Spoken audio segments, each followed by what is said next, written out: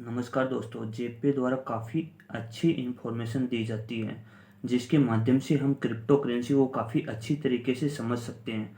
उसके द्वारा लिखा गया एक इन्फॉर्मेशन मेरे द्वारा प्रेजेंटेशन किया गया है। इन्फॉर्मेशन काफ़ी अच्छी है। यदि पसंद आए तो वीडियो को लाइक करना और चैनल को सब्सक्राइब करना। दोस्तों, हम बात करने वाले हैं future of digital assets in Asia. और पहली बात है crypto environment in Japan. Japan को दुनिया का सबसे बड़ा क्रिप्टो देश माना जाता है। यह बिटकॉइन को कानूनी भुगतान के रूप में पहचान करने वाला देश पहला है। दोस्तों, इसने 2017 में क्रिप्टो एक्सचेंज को रेगुलेट किया था और मार्च 2023 तक जापान में 23 लाइसेंस प्राप्त क्रिप्टो एक्सचेंज संचालित है। दोस्तों, देश कस्टमर्स की रक्षा करना चाहता है लेकिन साथ में न्यू टेक्नोलॉजी को भी रोकना नहीं चाहता। आपको पता ही है, क्रिप्टो करेंसी में high risk and high reward होता है, इसलिए कस्टमर की रक्षा करना भी चाहता है और साथ में न्यू टेक्नोलॉजी को रोकना भी नहीं चाहता जापान। तो क्रिप्टो एक्सचेंज को एफएसए के साथ रजिस्ट्रेशन कराना होगा यदि जापान में कार्य करना है तो दोस्तों। और सख्त सुरक्षा, मनी लॉन्ड्रिंग और रिपोर्टिंग नियमों का पालन करने की आवश्यकता होती है। जब क्रिप्टो करो की बात आती है तो जापान बहुत अनुकूल नहीं है। दोस्तों, जापान में टैक्स सिस्टम बहुत हाई है। टैक्स 55% तक टैक्स लगता है। दोस्तों, यहाँ पर क्या है कि जापान में अदर इनकम के रूप में टैक्स लगाया जाता है। आप आय स्तर की आधार पर बात करते हो तो क्रिप्टो पर 55% तक टैक्स का भुगतान कर सकते हो। यह शेयर बाजार में लगने वाले टैक्स से दुगना है, जिन पर 20% टैक्स लगाया जाता है वहां पर शेयर मार्केट पर। जापान की क्रिप्टो करेंसी की जो टैक्स सिस्टम है अन्य देशों की तुलना में कठोर है और अनुचित है, जो क्रिप्टो निवेशकों के लिए कम होनी चाहिए। लेकिन वहाँ की सरकार कस्टमर के हितों की रक्षा करने के लिए ज़्यादा टैक्स लगाती है, क्योंकि यदि वहाँ पर 55% टैक्स नहीं लगाया जाए तो कोई भी टोकन यदि फेल होता है तो लोग बाई एंड सेल से डरेंगे इतना टैक्स लगने की वजह से। तो यहाँ पर कहीं ना कहीं कस्टमर की रक्षा करने का प्रयास किया गया जापान द्वारा। देश ने जब बिटकॉइन मान और आगे बात करते हैं, जापान में वैसे स्पष्ट कर व्यवस्था है और रेगुलेटेड सिस्टम है और इस हिसाब से ठीक है, और यहाँ पर 55% तक टैक्स लगता है। दोस्तों, हम बात करते हैं दूसरी सिचुएशन में, बात करते हैं चाइना की। और चाइना की बात करते हैं तो चीन में स्थिति बिटकॉइन माइनिंग का केंद्र हुआ करता था कोई टाइम पे, क्योंकि यहाँ पर सबसे सस्ती बिजली मिलती थी। और माइनिंग पे, बिटकॉइन की माइनिंग पे यहाँ की चाइनीज सरकार ने बैन लगा दिया, जिससे जो चाइनीज माइनर थे उनको विदेशों में जाना पड़ा, अपने उद्योगों को वहां पर स्थानांतरित करना पड़ा और इससे उपकरण को नुकसान में बेचने के लिए मजबूर होना पड़ा। हालांकि चीन का जो क्रिप्टो माइनिंग उद्योग ठीक हो गया वर्तमान स्थिति में, और वैश्विक हैश रेट की बात करते हैं तो 21% है। 21% हिस्सेदारी के साथ चीन बिटकॉइन हैश रेट के मामले में यूएसए के बाद में दूसरा बड़ा हब बना हुआ है। दोस्तों, यह बात हमेशा ध्यान रखना।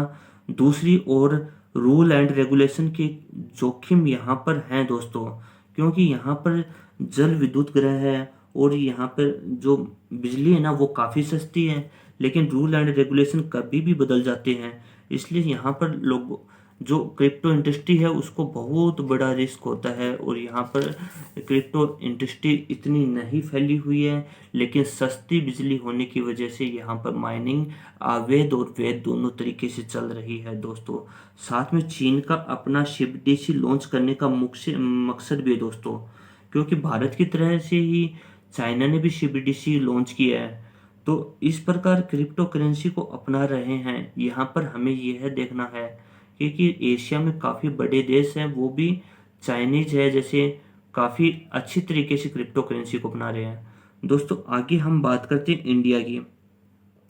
इंडिया में हम बात करते हैं तो क्रिप्टो इन्फॉर्मेशन काफ़ी चुनौती भरा है और यहाँ पर काफ़ी बड़ा एक भारतीय क्रिप्टो उद्योग एक स्पष्ट और सुसंगत नियामक ढांचे की कमी को और क्रिप्टो एसेट के प्रति सरकार के रूप में लगातार बदलाव के कारण अनिश्चितता और भ्रम का सामना कर रहा है।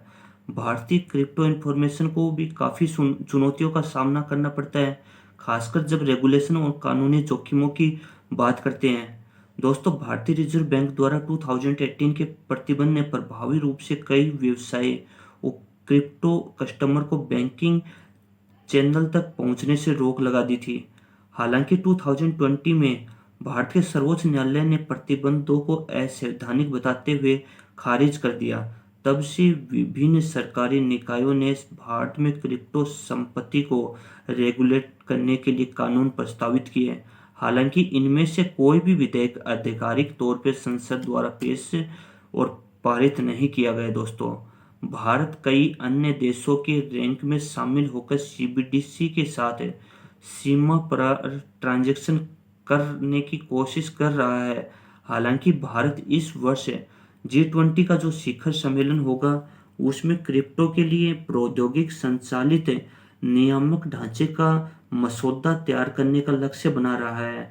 अर्थात हम G20 में होगी ना बैठक, उसमें हम क्रिप्टो रूल एंड रेगुलेशन के बारे में काफ़ी अच्छी तरीके से अपनी बात रखेंगे और वैश्विक समुदाय में भारत की सहभागिता बढ़ाने का प्रयास किया जाएगा, ऐसा सुनने में आ रहा है। दोस्तों, यदि ऐसा होता है तो भारत में क्रिप्टो समुदाय में पॉजिटिव रेस्पॉन्स की प्रतीक्षा को एक नया आयाम मिलेगा। दोस्तों, तो हम यहाँ पर बात करते हैं वियतनाम की, जो जहाँ क्रिप्टो एडोप्शन बहुत ज़्यादा बड़ी मात्रा में हुआ है और सबसे ज़्यादा भी हुआ है, लेकिन वहाँ पर ट्रेडिंग पर प्रतिबंध है। दोस्तों, तो इस प्रकार दक्षिण कोरिया है जो एशिया में ही आता है, वहाँ पे भी क्रिप्टो ट्रेडिंग कानून है और क्रिप्टो सेवा प्रदाताओं के लिए सख्त नियम है, क्योंकि वहाँ पर भी रूल एंड रेगुलेशन काफ़ी हद तक सरकार ने बनाए हुए हैं।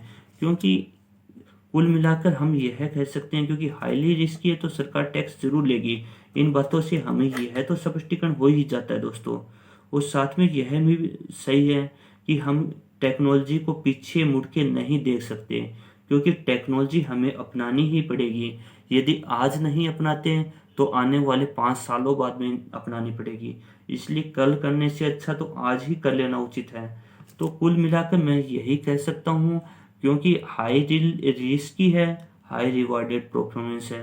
तो आने वाले समय में आप हमेशा ध्यान में रहना, क्रिप्टो करेंसी चलती रहेगी, लेकिन सरकार रूल कड़े कर सकती है, नरमाई अपना सकती है। यह आने वाला समय ही बताएगा। दोस्तों, आपका इसके संबंध में क्या विचार है और आप एशिया में किस प्रकार क्रिप्टो हालात देखते हो और इंडिया में किस प्रकार क्रिप्टो हालात देखते हो? अपने विचार प्रस्तुत कीजिए और सरकार को सामने हमारी बात रखी जाए, क्योंकि हर कंट्री अपना रही है तो हमें थोड़ी सी ढिलाई दी जाए सिर्फ टीडीएस में, क्योंकि टैक्स देना कोई गुनाह नहीं है। टैक्स इनकम पे लगता है तो वो लग जाएगा। जय हिंद दोस्तों, जय भारत।